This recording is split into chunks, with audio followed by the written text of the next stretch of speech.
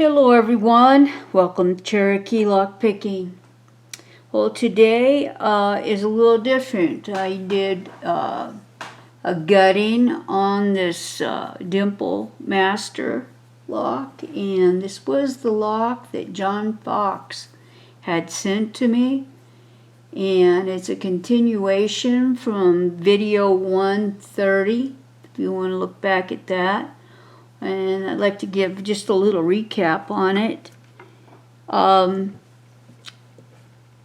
had told me he couldn't get a binding pin. His picks were being 8, and he couldn't get them back out of the lock and so forth. And he sent it to me. I did pick it one time, and I thinking it was a fluke that I got it open, because after that I could not get it open. Could not pick this lock. And the more I examined it, the more I realized that in position number 1, the pin was moving all over the place inside of this lock.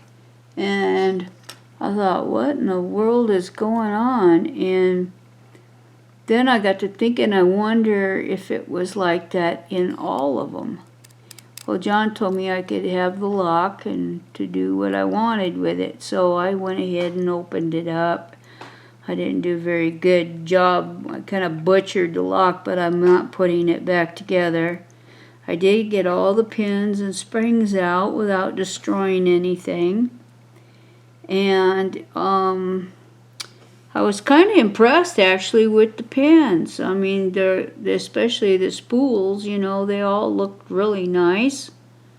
And the first one that has 2 deep serrations on it, almost like a little barrel pin in a way. And the rest of them are just standard. But anyway, so I wanted to find out, was it just the first one that was doing that? And I'm going to see if I can get it on camera to show you. And what I discovered, it was number 1 that did it, number 2, and number 5.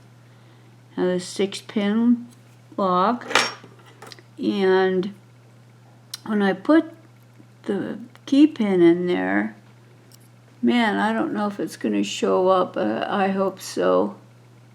The pin in there sways back and forth like a bell, and all over the place, not just back and forth but sideways too.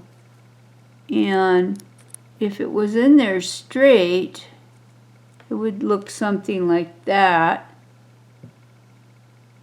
but I'm going to pull it forward, and hopefully you can see how it just kind of goes to the front of the lock. Now, I hope it starts focusing here. And I'm going to try to put a light on it as well. Maybe I can use this crazy thing. Had a light that was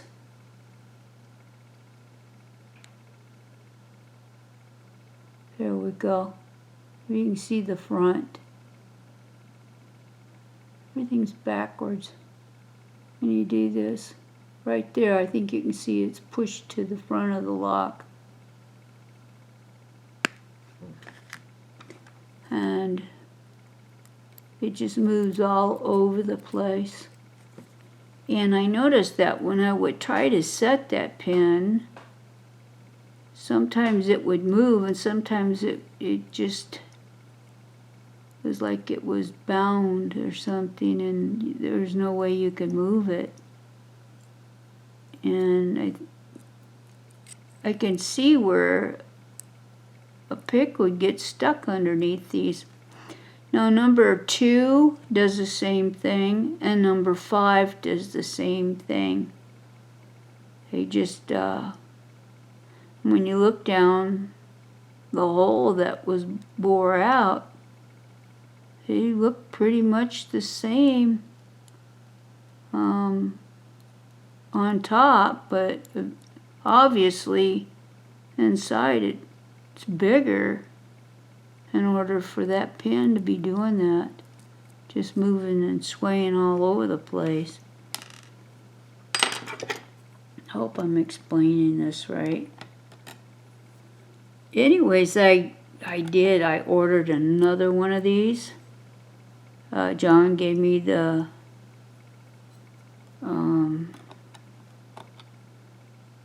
information on where I could get it, and I ordered one. I want to see if must be crazy. I want to see if the next one does that too.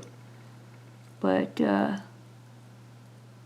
because a lot of these dimple locks that are masters from the UK, pretty good. So I don't know if I can show that these are doing the same thing or not. I'm not very good at filming. You can see that it's slanted. Well, I'm going to put that other one in too. So 3 out of 3 are screwed up.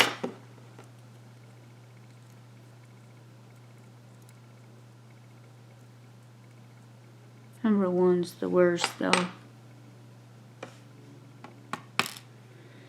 Well, that's about all I have today. I'm trying to think if there was something else. I'm looking at my notes.